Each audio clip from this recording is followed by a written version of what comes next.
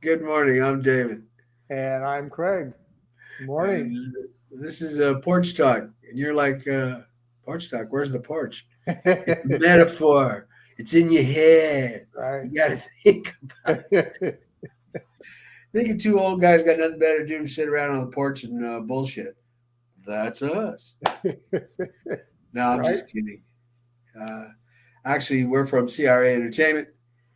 We make films, or that's our attempt most of the time. Uh, Yeah. Actually, they are films. I guess the real attempt is whether they're worth making. We Yeah. think so. So we keep at it. Keep But, at it. speaking of films, lately I've been, as I always do, I watch a lot of movies. Both of us do. Sure. And one of the things I notice a lot is in the editing processes, how closely the editor works with the director in the good films. hmm You can just tell Yeah. by how smooth the cuts are, how connected the scenes are, the segues between, whether, they're trying to show you where they're at in establishing shot, hmm or whether they're actually tying in some action from the last scene to the next scene. And I just love it when I see it like that. It's like watching or looking at a huge painting, and there's all kinds of things going on in this painting. And you start over here and you see one scene, or you start in the middle and you see a scene, and then it starts to grow and expand, and you see more things going on in the painting. And pretty soon you're like, whoa, look at all this. Right. Just amazing to me. Well, don't you think also, David, let's say with our films, as you being a writer director, imagine an editor. Now, again, I mean, I play, let's say, a pseudo role oftentimes in that process. But imagine an editor just having a way with a film, presenting the film to you, and you say, "What the hell? Did I even write this?" So, to your point, you have to play a big role in that because you set the tone of a certain vision, and the editor really needs to be on that page. So at the end, let's say ideally, when we get the rough cut, it kind of looks like the film we shot, don't you think? Or at least the film the director was attempting to shoot and create. That's for Yeah, certain. Uh, yeah, I and know, right? Yeah, and I can't imagine an editor who would want to work on a project unless he was really enamored by the director and the writer and understood their work ahead of time, would hmm want to attempt to do something like that. Yeah, You know, not to make analogies, but God, when I think about it, I think about movies, I think about things that go on, and somehow it always pops up into real life for me, like our political system right now. We have this director, our president, and we have these editors, our legislative bodies, the Congress, right? The yeah, Senate and the House. And they're kind of editing everything the vision of the president director is trying to do, and hopefully they get it right, but it seems like this film may never be made because they keep arguing about what cuts and, what to keep and what not to keep, and what's amazing is the actors, the players, they never change. yeah, It's all of us. So they just rearrange it. It's kind of like rearranging soldiers on a battlefield, right? yeah. Let's move these guys over here, and then we'll take those guys and put them over here. And end result, not a whole lot changes. Oh, which brings to mind Napoleon. Wow. What do you think? You Fantastically saw shot. that, right? Yes, Yeah, fantastically I've been shot. wanting to see it. What'd you think of that? Well, as I started, a fantastically shot movie. Yeah, Incredible scenes, yeah, costumes, etc. Uh, Plotless to a degree because obviously we know what's going to happen with Napoleon, yeah, so we assume the inevitable. yeah. So therefore, the story rests on how we get there. hmm What's dramatized to keep us, as a collective audience, engaged. Right. Uh, the battle scenes seem to me to be the most engaging parts of the film. Yeah. and aptly so, probably because that was the most engaging parts of Napoleon. Yeah, It true. wasn't his love life. He was, no pun intended, a bit short on that. Anyway, uh, Yikes. Joaquin Phoenix, I love him. He's a great actor. I love his work, period, hands down. I didn't feel it in this film with him. I don't know what it was. I don't know if it was their vision of Napoleon being how they saw his psyche and how they wanted to present him in that Really? fashion. Yeah. And like I said, I like Joaquin Phoenix. Hmm. I think he's a great actor. So all in all, I'd watch it if you wanted to see how some really fantastic battle scenes were shot because Yeah. wow, they really were. Costume and decor and all that was fantastic. Uh, but again, there's other stories out there that involve less and do more. Let me ask you this. I'm sorry, I cut you off. No, no, no. Go ahead. What about from you were talking earlier from an editing standpoint? Any scenes that you feel that went too long or didn't advance the story? Um, Well, they had some scenes. Interesting question because as a director myself, and looking at what's important and what's not, I right, always ask myself these questions: does the scene drive the plot? right. Does it develop character? Hmm. Does it enhance or develop theme? Collectively, all three of those we hope would be in every scene. But if Right. at least two of them are, then I think it's important. Uh, there was a scene where he is having sex with his wife, who happens to be a bit of a floozy in the first place, Hmm. and he's at it, right? And it's like, okay, no big deal. Yeah, I mean, really, no big deal. The scene itself, Literally, right? literally, and the scene, the way it was shot, was like, okay, so got it. Uh, Yeah. yeah, and I would have, that scene to me was unnecessary. If Mm. they wanted to discuss his male inability, his lack of prowess, or as he said, I'm not built like other men. Oh, Really? ooh, they have that line in there. I'm not like other men. I'm not built the way other men are built. Okay, so what are we talking about here? All right. So he has a deficit that he makes up for on his big white horse that he You bet rides, you. You bet. headstrong. And this I admired about Napoleon's character. Yeah. He so desperately needed to prove his male abilities that he charged headstrong, as I said, straight up in the front line of his cavalry into Yeah. battle. Unlike the other generals who sat up on the hill going, all right, go get him. Yeah. He was like, come on, men, let's get him. Well, so let me ask you. With that said, that he had a lot of his men slaughtered in battle. Do you? Again, as a human being, he certainly lacked an understanding of humanity. Yeah. Over 3 million of his men were put to death as a result of his need for conquest. Yeah. Uh, what are you going to say? I mean, I don't find him totally responsible. Mhm. Remember, he had a whole legislative body of people behind him who were backing him, who were giving him the men, the money, the power, the Right. position. So, but as society goes, we like to put it on one person.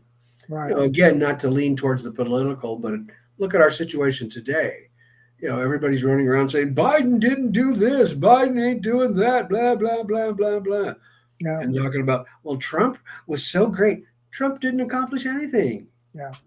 He started problems. He created a huge deficit, Yeah. etc. And here, well, let's even go further. Not one person did that. Yeah. Trump did not do that by himself. And just like Biden's being accused of lack, whatever, if there is, he ain't doing it by himself. Yeah. Take the war, for example, they're talking about. He can't just shut it down. Certainly, he can make pronouncements, which he is doing, Hmm. that okay, enough's enough. and I'm talking about the Palestine-Israel war. Sure. And in Ukraine, that war, he's dead on. Yeah. We must continue to arm and fund that Ukrainian war. 100%. 100%. And we must help the Palestinian people find some peace. Absolutely. And help them rid themselves of Hamas, which is bent on destroying their society. Yep. Not just, they're kamikazes, and no offense to the word. I understand the loyalty. But that's what they are. They're willing to die and kill everybody around them, including their own people, their own mothers and sisters and brothers. That's right. And I have a problem with that. That's right. So getting back to the film, Napoleon, he obviously had the same problem. He had no problem sacrificing all those men for his own need to express his male prowess, that he had ability. Wow. Yeah. Parallels in art got to be the most important thing we look at. Art is everywhere in everything. What we eat, what we wear, where we live, how we see things, cars we drive. Everything is art. Why is that? Why is this need to create? Why is this need to create? And it's a parallel to the need to destroy. Isn't that ironic? We have the same need. And in movies, for example, I always see that movies that often do really well are the ones that are very destructive. All the superhero movies, all these movies of these fantastic guys running around. That's a good point. Saving people. In the process of saving, they're destroying. I mean, what is our fascination with destroying the things we love and loving to destroy the things we despise? Isn't that something? You might as well be waiting for Godot. Isn't that something? Yeah. I get the parallels of left, right, wrong, light, day, night, dark. I get all that. Up, down. Everything has an opposite. Everything has an opposite. But why is this one, which is obviously the most pronounced in the human existence, the need to control, to dominate, to use? Because that's really what we're talking about. Why is that so pronounced in our societies? I don't know the answer to that. Even in a macro matters not. Look at families. I mean, there's a hierarchy. Whether it's matriarchal or patriarchal matters not. There's a hierarchy. Even amongst siblings, there's a hierarchy. Amongst friends and groups, at the job. I get it. Sometimes the necessity is for the operation of the project. Yeah. It's like movies. We have a director who has a writer, who has an editor. Hopefully they're all three moving in the same lane there towards the same objectives. I think that's why I like working with you so much, Craig. Yeah, we seem to parallel that. Well, I think that we have we aren't easy to manipulate. You and I are very vocal in our opinions, man. That it's not. We would never have a situation after, let's say we're shooting a film, right? And at some point, let's say at a screening or whatever, you lean over, you say, man, that scene really sucked. I say, yeah, man, I kind of thought it did. Like, well, why'd you leave me out there flapping? That if we don't like something, we voice it right then and there. I mean, we have scripts that, that after we have, let's say, you've already written and we have collaborated, let's say, together, that we have walked away from. We've shot scenes that after we have gone through, we have scrapped. So we are I think we are hard honest critics of our work, and we're honest with each other, man. Um, that's why I think that's why it works. What do you say? No, I agree. You can't have a collaboration with a one-sided dominant opinion. Yeah, To get two people to agree artistically is something. yeah, It's like music. I've been involved in music in my life and worked, with bands playing music, and collectively to get a group of people all moving in the same direction, yeah. synced in the same sound, the same style, and I mean that's a beautiful thing. That collective harmonious process is incredible, and to find that in films, Yeah. whoa, because there's so much ego involved with this. Everybody's, this is my vision. I wrote this. Oh, those are my words. So what? And as Greg said, we have scrapped projects, Yeah. scenes, whole scenes. It didn't matter whether I was in them, he was in them, nobody was in them. If they didn't work, they didn't work. That's But it. if it don't work, it don't work. Well, and to your point, David, um, for those watching right now, early pre-production of When Evil Awakes, our next project, that early collaboration of that, as you're writing this, as we're discussing scenes, as I'm seeing it in my head, what I enjoy and literally as you're describing scenes to me, I'll close my eyes and we will just get on the same page. And like certain scenes of this film, as I will share with you, like I'm seeing this could really be black and white. Now, I don't recall the last time I've seen a scene or a film in black and white other than I was a kid, let's say Frankenstein or Wizard of Oz and things like that. And I remember when I was going to tell you, like, hey, man, I'm seeing like this scene could be black and white, right?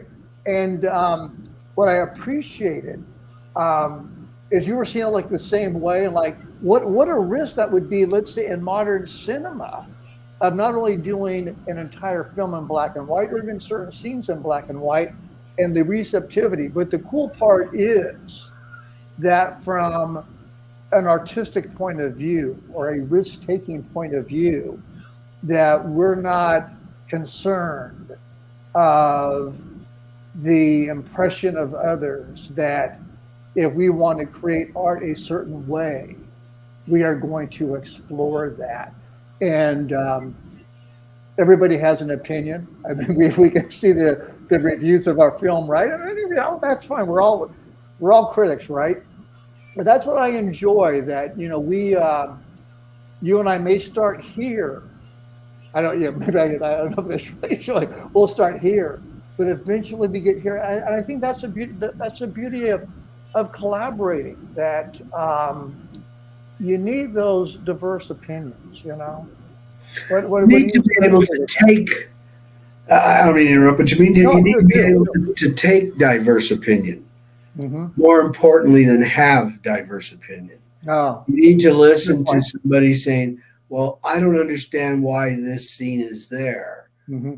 Now, that's why for us, what's worked is being able to apply our three-tiered structure. Does it motivate plot? Does it develop character? Is it enhancing theme? Those are what's important. Every scene must have that happening while it is embedded in action. Yeah. So I don't like talking heads.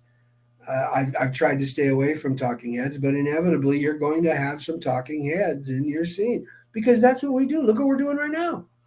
Yeah. We're talking heads. Yeah. So and life is like that. People do sit and chat. Yeah. And in the process, they discover things about themselves or the other person or what's going on in the world, whatever. Yeah. But they do that. Yeah. However, is that interesting to watch? Well, it depends. If it's Craig and I, yes, it is very interesting. Look at this head. Look at that head. Yeah. Look at that. You need the soul with a contrary opinion.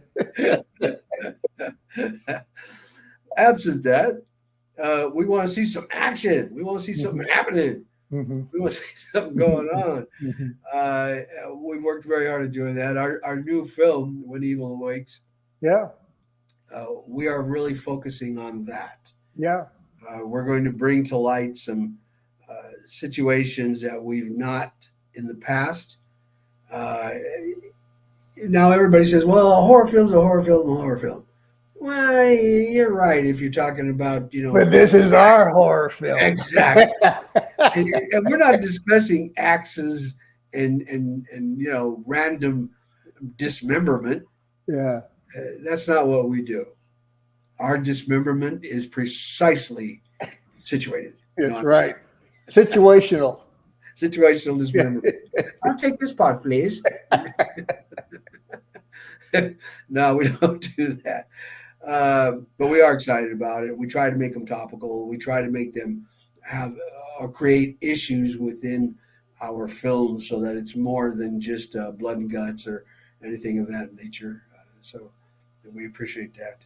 But Well, we and also, can I say who our lead actor is going to be? no, No. Okay. no. Let's surprise them. Okay. Yeah, Okay. we might excite them and we might discuss them. Okay. We'll leave them. We'll leave them hanging. Believe We'll me. make sure they buy a ticket. All right, we'll get back to that. All right. But I do think it's going to be cool. I mean, we have some. We think some cool things that'll be happening inside the film. Some things we haven't done previously that hopefully they come off really, really well. Time will tell. Hey, reminds me, we did a film that required some blood spurting, a big, long, some spurting, right? And the guy who was doing it, the artist, we really liked the guy. He's a nice guy. Yeah. And he assured us he could do it. And we said, okay. And we were running out of time, limited time. And he went to do it. And no spurt. We had okay. And twice we had, and we were like, we're running out of time. I'm like, you know what? And the setup for it was so labor intensive with what we were trying to do and time intensive. It just wasn't working. And we gave up. We settled for something less, which in filmmaking is the most disturbing aspect of it. We have high expectations and we expect them to be met. However, you take your lumps. And especially the director, David. Now I have to point this way, opposite here. The director, when they want spurting blood, they don't want oozing blood. They want spurting blood. Yeah, I wanted a hose, and what I got was this diarrhea. It just kind of like leaked out. It was terrible. But nonetheless, guy tried his best, and that's really what I'm getting to. Yeah. As filmmakers, we try our best. Sometimes, well, like I said, sometimes we have okay, and sometimes we have yeah. But we are always satisfied at the end of our project that we know we did the best we could with what we had. That's it. Under the circumstances that we were working. That's and right. we know that the people we worked with always did the best they could. That's exactly under right. the same situations. And so I've never, ever been dissatisfied with anybody, even this failure I just discussed. That's right. He did the best he could. That's it. And, we, in life, that's what it's about. And we have worked with this person. We have worked with this person on an additional film. So two other films. Yeah. So he's a good person. Don't get me wrong. But I bring this up because the parallel for me is, and I'm going to go off here a little bit, is very simple. Life is just exactly that. You do the best you can under the circumstances in which you're put, and what you can't handle, if you believe in God, God's got you back. That's right. He's got the rest for you. I happen to believe in God, so I'm protected. I don't know about Amen. some of you other folks out there. I'm with you there. I'll pray for you. That I will do. I always pray for non-believers, for them to find God's love, them to find an understanding as to who God Hmm. is, what God is about. And trust this, I don't know. Yeah. I do not know. And that is my faith. Yeah. Because I don't care. I don't have to know. Well said. And wham. So, but anyway, back to films. That I think I know something about.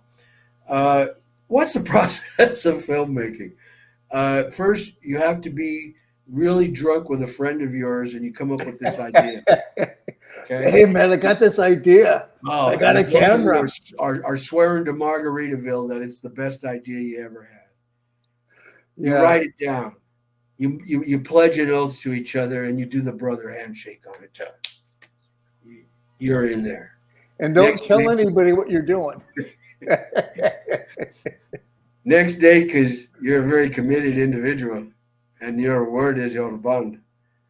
You get together with this other foe, and next thing you know, you guys are on your way. You're on your way.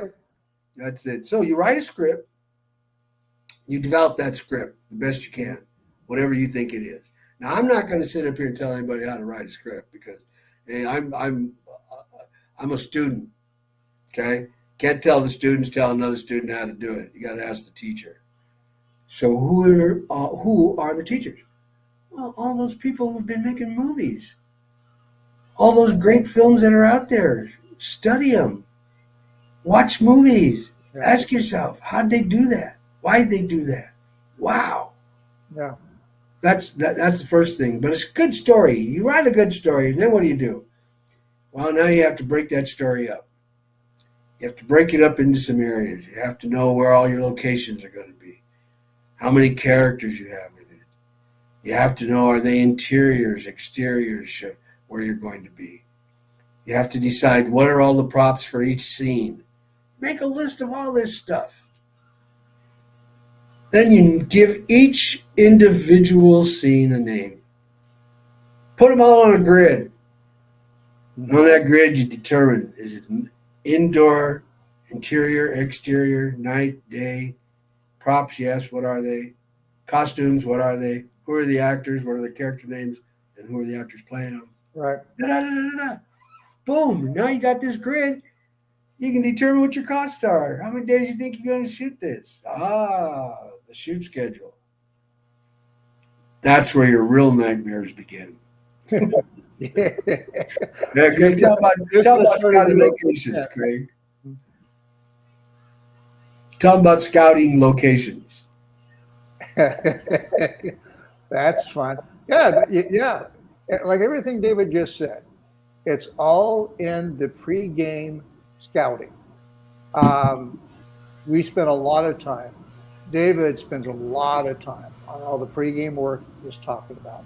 So we show up day one shooting, it's done. Location scouting. Now on our next film, When Evil Awakes, I guess you and Josh will be doing a lot of that, David, up north. I'm thinking of people down the street that when we were scouting that one location out there in Banning, that was a lot of fun. But location scouting is time consuming, certainly very necessary. We spend a lot of time in that arena. I'm not going to go on and on, but yeah, it's time consuming. I mean, that's I think that kind of goes without saying. But again, all that is pre-production work. All your pre-planning. I don't know what to say really about it. Other than that.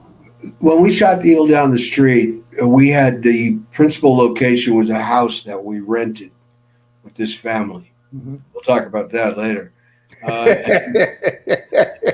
We had basement scenes. The basement was located 100 miles away in Banning that Craig was talking about at a abandoned youth reformatory. Yeah, it was a reform school. Yeah, and it was abandoned, and there was this old house on the property, I guess, where the warden or whoever lived, and right. It had a basement with 2 rooms in it and some old creaky stairs, Yeah. which was perfect for us. But I'll tell you what, that place was creepy. That place was creepy. That place made noise. We had them recorded, and I'm talking Brother, that place was haunted. I mean, yeah, that was just straight up haunted. straight up. Stuff was happening. Our makeup artist didn't want to be there. We had to convince her. She would not work on another film with us because of all the creepy stuff that happened on this film. She wouldn't even recall us back. She wouldn't even call us. Yeah. I don't know why, because I mean we feed everybody well. That's one of the things people don't realize, costs associated with the film that are not direct film costs, Yeah. like feeding people. That's an incredible budget item. Some of our costs have been in just shy of $6,000 feeding cast and crew for a period of 2 weeks, and we're not talking lobsters and steaks. Okay, but we are talking hot meals, Yeah. 3 breakfast, lunch, and dinner. When we shot the Crumbs, we secured a place in Placerville. They call it Hangtown up here in Northern California. Yeah. And it's a great place, a cabin over 100 years old stone cabin with a bunch of cabins on the property because it was like a resort environment. We rented the whole place, housed everybody. The extras are people who are day players. We housed them in the city of Placerville, the little town, in the local hotels. Right. But we fed everybody, and at an enormous cost. And we had caterers up there early in the morning making breakfast for 8 a.m. Yeah. Call times.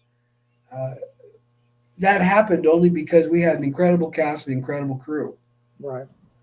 Incredible crew. People who are willing to do overtime and work hard on stuff. People like the man we call Ghost. Did our lights. They put in a lot of extra time doing extra stuff. That's right. Our camera guy, David. That's right. Incredible. All of them. They worked so hard. They all worked so hard on these films, and the actors, staying there and living there and dealing with this stuff. Maria Olson and Jeff, gosh, so many different people. Anton and Chelsea, and then all the other people, Robert Crow, just so many different actors and crew people. It takes so much to make a film, and we do it, as I told you, because we got drunk once and we've never got over that. Once? Okay, a couple I think times. it's been more than that. Right. I think it's been more than once. And actually, we met at the insistence of a friend of ours, a mutual friend who I met on a different set, who insisted for a period of a year that I contact Craig Ahrens and we talk. Finally, well, on set, I said, well, call him up. And he was right. Todd Chase was absolutely right. That was several years back. Oh, and, yeah. 4 films ago. And let's see, About with Cancer. Dealt with that for about a year and a half. We've gone through some changes, some heart situations. Did we tell you we were old? Yeah. Let's point out the elephant in the room, right? I'm glad you said that. I don't think they picked up on that part. What gave it away? What gave it away, right? It's, I didn't know that. You guys are young bucks. Yeah, old and dumb. I hope not. Old and wise. I'm hoping so. Old and smart. Yeah. I'm working on it. We got the old part down, man. You got the old part down. Well, you notice there was old in every one of those. I was covered. I was covered it. That's the through line. That's the through line. That's the through line. The through line. Right on. What are our movies, Craig, that we have out there? I don't know, man. I don't know. I think we did The Evil Down the Street, which is a poster right behind me, as a matter of fact. Let me see if I can get that in. I don't know if you can see it. Let me get my big nod. Yeah, well, that Evil Down the Street, I'll say this. I'll run off the films. One choice as far as seeing them, because they're actually on several different platforms. but the ones that come to mind: Evil Down the Street, Tubi TV, Tubi, on YouTube, and different channels within YouTube. Freevee, which is formerly IMDb TV. But again, you can just Google Evil Down the Street and you'll see it on other streaming platforms.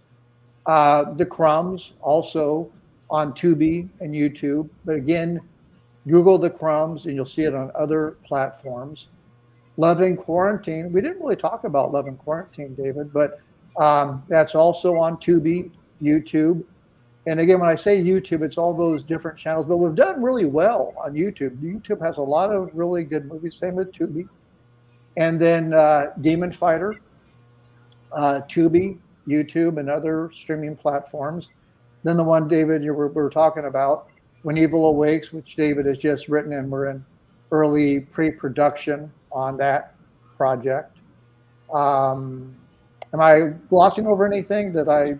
No. And interesting, you said what you said about Love and Quarantine. You're right. We've not said much about it because we've been principally speaking of horror films. Yeah. And interesting, they're really not horror films per se. Mm-hmm. They're psychologically based, and The Crumbs is really modeled after a notorious family called the Bloody Benders, a real family. And Demon Fighter, well, that's loosely based on an incident that took place in England in the 1600s. A gentleman was killed, falsely accused, which brings to mind what our new project is about, lies as well. Yes. Makes, but I won't say anything else. But Love and Quarantine, that was our comedy, a dramedy actually. Mm-hmm. It took place obviously during the quarantine, the pandemic. And it's about a couple, without giving it away, it's about a couple who've been married for about 20 years plus. Yeah. A mixed couple, black gentleman married to a white lady. And how they struggle with quarantine. Mm-hmm. How all the little idiosyncrasies, the little pet peeves that develop in a relationship grow like the biggest volcanic pimple you've ever seen on your nose. Yeah. Boom. And becomes the only thing they can focus on with each other and drives them apart. Yeah. So it's a bit of a romantic comedy, only as opposed to two people who are apart and then find each other through obstacle overcome. These are two people who have found each other and are trying to get rid of each other. Right. But understanding that love is so powerful, that love survives. And when love really is attached to a relationship, its power of forgiveness overcomes all obstacles. Amen. Boom. And not to bring up spirituality again, but Greg and I both are very strong believers in God. I'm not a religious guy. I've said before, you probably will never find me in your church unless it's there as a guest for some ceremony you're doing. But no, I'm not going to do that. But I pray daily, and I pray that I can keep on praying. Yeah, think about that one. So, and that's what the Love and Quarantine is basically about. It's about love and forgiveness and the power of it and the beauty of it, etc. Overcoming everything, no matter what. We like the film. We hope you do. We've had several people just write great things about it, great reviews. Please watch it. If you don't like horror and terror, maybe you'll like Love and Quarantine. Yeah, it's a fun little film. It is. It is a fun film. It was fun to make. Some great actors in it. Yeah. No doubt about that. There are some great actors in it. They kicked it. And our good friend Robert Crow from past films, he makes a guest appearance in this one as a judge at the end, and of course, as always, Robert kills it. He did a really good job. Oh, he has such a small part in it. He's such a good actor. He's outstanding all the time. He did a really good job as a judge. He did a really good job. There's a couple other guest appearances I won't mention at this point. We tend to do that, sneak into the film when nobody's looking at it, Alfred Hitchcock moves. There you go. You can find us filling the person's gas tank. Yeah. Clean your windows, Yeah, man. right. Is that him? Exactly. And I can't tell you how much fun it's been talking with you folks today. Yes, Um, sir. I hope you join us again so we can talk about movies and all the other things we love to discuss. Generally, it's just Craig and I talking to each other about this. And That's right. why we brought you in, I don't know. We don't know. You We get just tired looking at each other. Think about and it. I'm not sure who's the victim, you folks or us. That's debatable. That's That's debatable. debatable. All right. Well, remember, Porch Talk. We talk about whatever. If you ever want to join us, give us a buzz. Just come sit on our porch. Let's talk about things. You have a good day. Peace be with you. Right on. Take care, all.